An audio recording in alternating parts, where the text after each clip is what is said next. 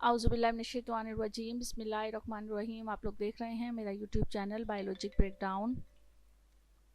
आज का हमारा टॉपिक है क्लास 9 का method of artificial vegetative propagation. यही टॉपिक जो है वो क्लास 10 में भी मौजूद है और यही क्लास 9 में भी मौजूद है। तो सेम टॉपिक है, सेम जो है वो सब कुछ है, मेथड भी सेम है। तो ये दोनों क्लासेस के लिए ही जो है वो ये लेक्चर होगा, क्लास 9 और क्लास 10 के लिए। Artificial vegetative propagation is adapted when people purposely grow plants to meet specific need. Artificial का मतलब होता है कि ये नेचुरली कुदरती तौर पर नहीं हो रहा है, बल्कि हम इसे जो है वो खुद से परफॉर्म करने की कोशिश कर रहे हैं। तो आर्टिफिशियल वेजिटेटिव प्रोपेगेशन, इसके मीनिंग से ही आप लोगों को समझ जाना चाहिए कि आर्टिफिशियल का मतलब है ये कुदरती तौर पर नहीं है। वेजिटेटिव का मतलब है इसके अंदर प्लांट्स के वो पार्ट्स हिस्सा ले रहे हैं जो सेक्सुअल रिप्रोडक्शन में हिस्सा नहीं लेते हैं, यानी स्टेम्स होगा या लीव्स होंगी या फिर जो है वो रूट्स होंगी। ये सारे पार्ट्स जो है वो प्लांट के वेजिटेटिव पार्ट्स कहलाते हैं। और प्रोपेगेशन का मतलब ये है कि ग्रोथ हो रही है वेजिटेटिव पार्ट्स के ज़रिए से, आर्टिफिशियली करवाई जा रही है। तो artificially vegetative propagation is adapted when people purposely grow, जब पीपल किसी मकसद के लिए जो है वो प्लांट्स को ग्रो करवाते हैं किसी खास ज़रूरत के लिए। The part of the plant use for this is called a vegetative propagule, और वो पार्ट प्लांट का जो कि एक नया प्लांट प्रोड्यूस करता है उसे वेजिटेटिव प्रोपेगल कहा जाता है। These methods help keep the good qualities of plants like taste, colour and resistance to disease. अब ये क्यों करवाई जाती है आर्टिफिशियली? ये इसलिए करवाई जाती है ताकि प्लांट्स के कुछ डिज़ायर करेक्टर्स, जो करेक्टर्स हम चाहते हैं कि प्लांट का टेस्ट ऐसा हो, मतलब कोई भी अगर आपने फ्रूट हासिल करना है तो उसका टेस्ट ऐसा होना चाहिए, कलर ऐसा होना चाहिए, वो मुख्तलिफ़ किस्म की डिजीज़ से बचा हुआ होना चाहिए, रेजिस्टेंस होना चाहिए कि अगर उसके ऊपर कोई डिजीज़ हमला आवर हो तो वो उससे किस तरह से वो बच सकता है। या कुछ प्लांट्स ऐसे हैं जिनमें सीड्स ज़्यादा होते हैं, उनमें सीड्स कम चाहिए होते हैं, या फिर उनकी जो है वो प्लांट्स की ग्रोथ जल्दी चाहिए होती है। तो ये सारे कुछ डिज़ायर करैक्टरिस्टिक्स होते हैं जिनकी बेस पर जो ह्यूमन बींग्स हैं वो खुद से प्रोपेगेशन करवाते हैं artificially. Two common methods of artificial vegetative propagation are stem cutting and grafting. जो दो मेन मेथड्स इस्तेमाल होते हैं ज़्यादातर, उनमें एक स्टेम कटिंग है और एक ग्राफ्टिंग है। तो हम एक एक करके पढ़ते हैं। स्टेम कटिंग में क्या होता है? Stem cutting are small segments और cut pieces of stems having at least one node. Stem के ऊपर अगर आप लोगों ने प्लांट का स्ट्रक्चर छोटी क्लासेस में बहुत अच्छी तरह से पढ़ा हो तो आप लोगों ने देखा होगा कि स्टेम के ऊपर छोटी छोटी नोड्स निकली हुई होती हैं, जैसे कि आपको यहाँ पर नज़र आएंगी। यहाँ इस जगह पर जहाँ लीव्स मौजूद होती हैं, यहाँ से लीव्स डेवलप होती हैं, वहाँ पर उन जगहों को नोड्स कहा जाता है। तो स्टेम के ऊपर जो जहाँ नोड्स मौजूद होती हैं, you can make new plants from some plants by placing a cut piece of a stem in water और डैम्प सॉइल। आप एक प्लांट के स्टेम को, खास हिस्से को जहाँ पर एटलीस्ट वन नोड, एक नोड मौजूद हो, उसे कट करके उसको आप वाटर में और डैम सॉइल में, यानी जो गीली मिट्टी होती है वहाँ पर उसको लगा दें। Root starts growing from the bottom of the stem into the soil, और आहिस्ता आहिस्ता टाइम गुजरने के साथ जो स्टेम की का बेस होगा, जो बॉटम होगी, वहाँ से मिट्टी के अंदर रूट्स निकलना शुरू हो जाएंगी। While the top part keeps growing and making leaves, और जब रूट निकलेंगी और वो रूट जो है वो पानी को एब्जॉर्ब करेंगी, न्यूट्रिएंट्स को एब्जॉर्ब करेंगी, तो आहिस्ता आहिस्ता उस स्टेम्स में से लीव्स भी ग्रो होना शुरू हो जाएंगी। If sometimes the cutting does not start growth, then the cut ends must be treated with a special plant hormones called auxins to stimulate the growth। बाज़ औक़ात ऐसा होता है कि स्टेम कट करके या उसको उसके उस पोर्शन को जिसमें एक या एक से ज़्यादा नोड्स हैं उसे लगा दिया जाता है ज़मीन पे, लेकिन फिर भी उस स्टेम में से ग्रोथ नहीं होती है।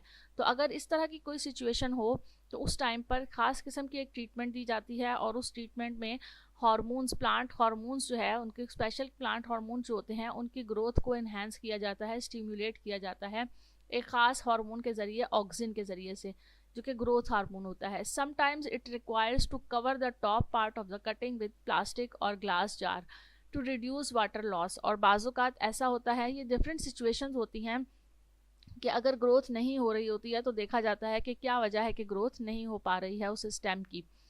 तो कभी कभार तो जो है वो हार्मोन्स का प्रॉब्लम होता है, उसे ग्रोथ हार्मोन दिया जाता है स्टिम्युलेट करने के लिए।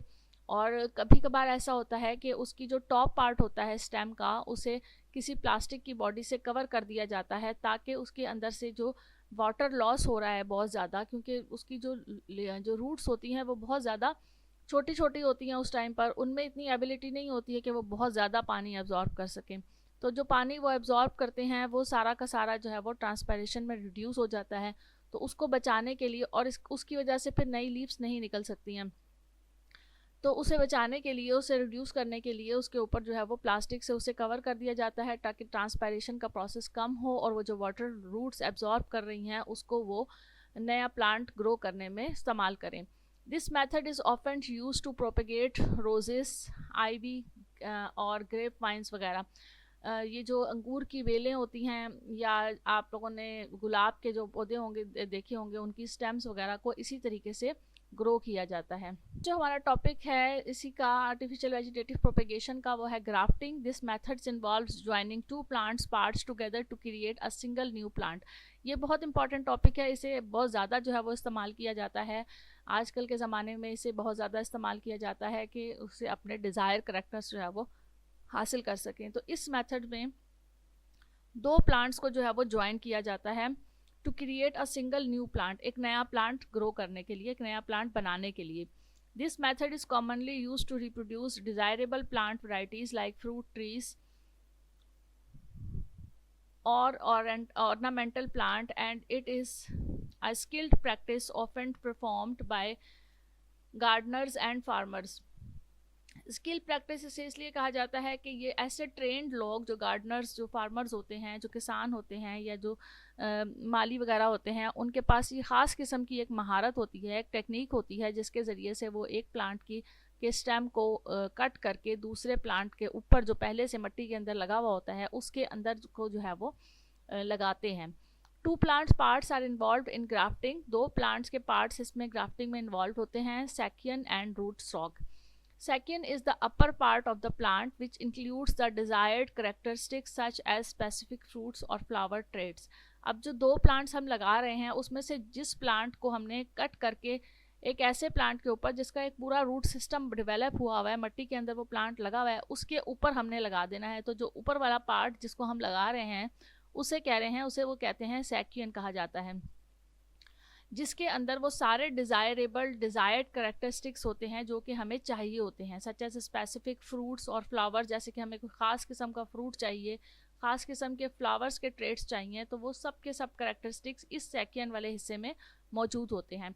The root stock is the lower part, और रूट स्टॉक जो इसका दूसरा हिस्सा होता है वो इसका ये नीचे वाला हिस्सा लोअर पार्ट होता है, which provides the root system and stem support. जिसका काम क्या होता है, उसका फंक्शन ये होता है कि वो उसको, उस प्लांट को एक पूरा रूट सिस्टम प्रोवाइड करता है जिसके मुताबिक वो प्लांट जो है वो एब्जॉर्ब कर लेता है पानी को बहुत अच्छी तरह से, नमकियात बहुत अच्छी तरह एब्जॉर्ब करता है, और स्टेम की सपोर्ट उसको उस सेकियन वाले हिस्से को देता है ताकि वो प्लांट अच्छा मजबूती से जो है वो ग्रो हो सके।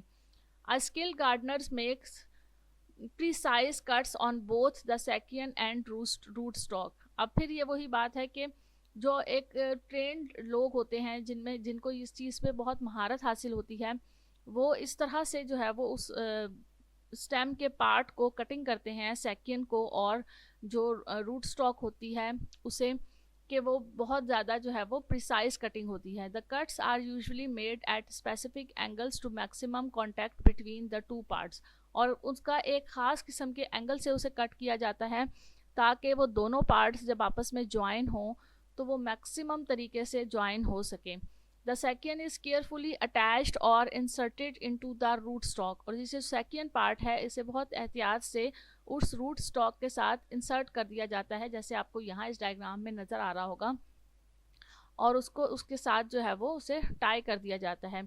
This connection is crucial for the transport of water, और ये जो कनेक्शन है nutrients and other substances between the two parts, इसे इस तरह से ज्वाइन किया जाता है कि उसका जो नीचे वाला हिस्सा है प्लांट का, ये जो रूट स्टॉक वाला हिस्सा है, ये प्लांट्स को के जो ऊपर सेकियन वाला पार्ट है उसको भी अच्छी तरह से पानी और न्यूट्रिएंट्स प्रोवाइड करता रहे. To ensure a secure connections, the graft is typically bound with grafting tapes, rubber band और other materials. और ये इंश्योर करने के लिए देखने के ये करने के लिए और ये जो है वो कंफर्म करने के लिए कि ये वाकई इसके साथ अटैच रहेगा और इससे अलग अलग नहीं होगा, डिटैच नहीं होगा, उसको किसी भी रबर बैंड के साथ या किसी और मटेरियल के साथ जो है वो या किसी ग्राफ्टिंग टेप के साथ टाई कर दिया जाता है, बांध दिया जाता है. This helps hold the scion in place until the graft heals. और जब तक वो ग्राफ्ट हील करता है, वो उसके साथ अटैच होता है, उस वक्त तक वो पार्ट वो जो है वो होल्ड करके रखता है उसको. वो जो टेप होती है या जो भी सब्सटेंस हमने उसके इर्द गिर्द जो है वो कवर किया है. Once the graft has healed, जब ग्राफ्ट हील कर जाता है, the plants begin to grow producing leaves, flowers and fruits based on the characteristics of the scion. और जब प्लांट्स अच्छी तरह से हील कर जाता है तो उस प्लांट में से लीव्स, फ्लावर्स और फ्रूट्स ग्रो होना शुरू हो जाते हैं और सेकियन के कैरेक्टरिस्टिक्स के जो है वो हमें हासिल होते हैं. यानी वो कैरेक्टरिस्टिक्स जो कि हमें रिक्वायर्ड था, जो डिज़ायर था, उस कैरेक्टरिस्टिक्स के लीव्स, उसी कैरेक्टरिस्टिक्स का फ्रूट्स हमें हासिल होना शुरू हो जाते हैं. जो हमारा टॉपिक है वो है cloning, tissues culturing. Cloning is a method of producing genetically identical individual from the single parent cell. Cloning भी जो है वो ये एक आर्टिफिशियली मेथड है जिसमें हमें ऐसे इंडिविजुअल हासिल होते हैं जो कि जेनेटिकली बिल्कुल अपने पेरेंट सेल के जैसे ही होते हैं. In plant term cloning refers to the tissue culturing in which a single plant cells or pieces of tissues is grown on artificial nutrient medium under specific condition. इसको जो है वो ये वाली जो ट्रीटमेंट होती है बेसिकली ये लैब ट्रीटमेंट होती है, ये लैब ट्रीटमेंट कहलाती है. इसमें टिश्यू कल्चरिंग की जाती है. टिश्यू कल्चर का मतलब ये होता है कि प्लांट का कुछ पार्ट लेकर, कुछ हिस्सा जो है वो लेकर उसको एक ऐसे न्यूट्रिएंट के अंदर, एक ऐसी डिश के अंदर जो है वो ग्रो किया जाता है, एक ऐसी जगह पे जहाँ उसे मुकम्मल तौर पर न्यूट्रिएंट्स दिए जाते हैं. यानी ये नेचुरली कुदरती तौर पर उस वक्त मिट्टी के अंदर प्लांट को ग्रो नहीं किया जा रहा होता है, बल्कि उसको एक इस तरह का एक माहौल प्रोवाइड किया जाता है जिसके अंदर उसे सारे न्यूट्रिएंट्स, पानी और हर चीज़ जो कि ग्रोथ के लिए ज़रूरत होती है, हार्मोन्स वगैरह, वो सब कुछ उस न्यूट्रिएंट के अंदर मौजूद होते हैं और उसी के अंदर उसकी जो है वो ग्रोथ स्टार्ट करवाई जाती है.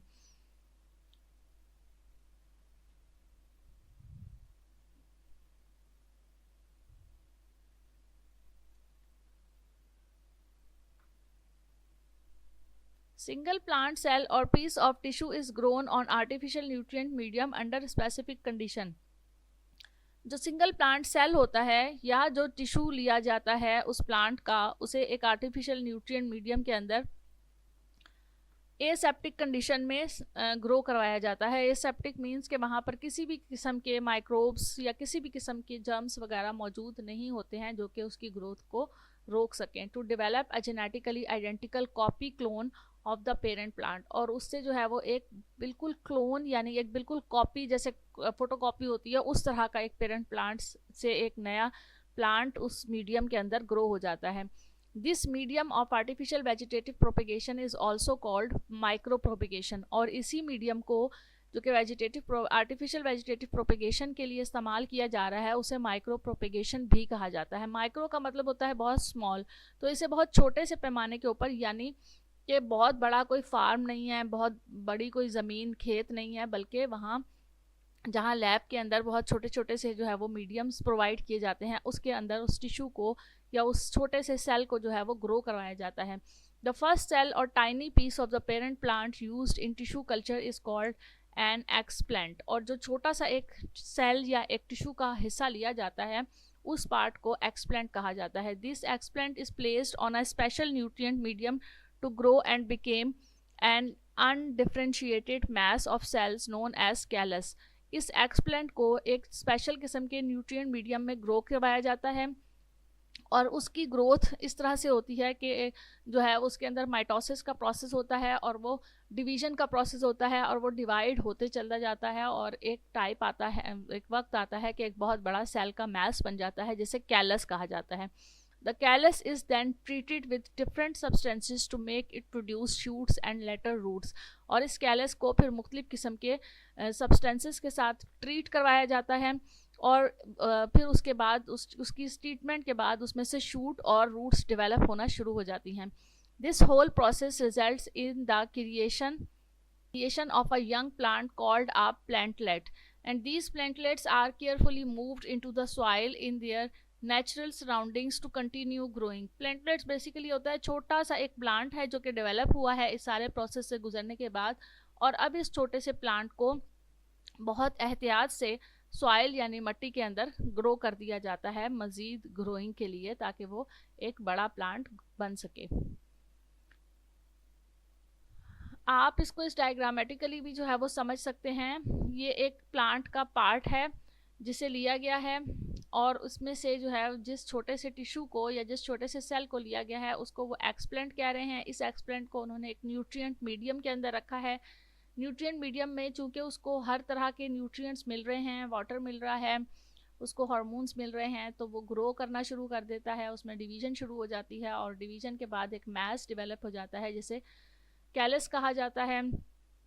अब वो कैलस जो है वो एक छोटा सा एम्ब्रियो बन चुका होता है और उस एम्ब्रियो में से आहिस्ता आहिस्ता एक रूट डेवलप होने लग जाती है और फिर उस रूट को जो है वो उस एम्ब्रियो को, छोटा सा जो एम्ब्रियो है, उसे मुख्तलिफ ट्रीटमेंट से गुजारा जाता है. इस तरह से आप देखेंगे कि ये इसे जो है वो किसी टेस्ट ट्यूब वगैरह में रख कर इसको जो है वो और मज़ीद न्यूट्रिएंट्स दिए जाते हैं, तो उससे इसका रूट सिस्टम और शूट सिस्टम डेवलप होना शुरू हो जाता है. जब ये एक छोटा सा नन्ना सा प्लांटलेट्स बन जाता है तो फिर इसको जो है वो सॉइल के अंदर लगा दिया जाता है बहुत एहतियात से.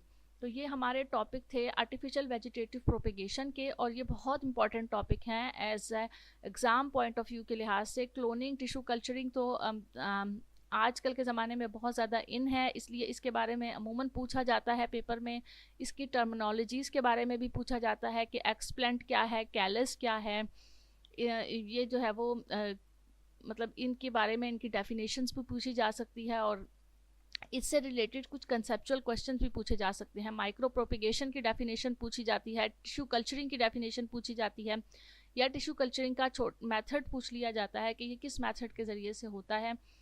तो ये शॉर्ट में भी आ सकता है और ये लॉन्ग क्वेश्चन में भी आ सकता है. तो आप लोगों ने इन टॉपिक्स को, जिसके बारे में मैं आपको कह रही हूँ कि ये बहुत इंपॉर्टेंट टॉपिक है, उनको बहुत अच्छी तरह से जो है वो उनके लेक्चर्स को समझना है. बार बार जब आप उसको सुनेंगे तो आप लोगों को ये याद हो जाएंगे ये लेक्चर कि आप लोगों ने क्या जो है वो इसके ऊपर लिखना है.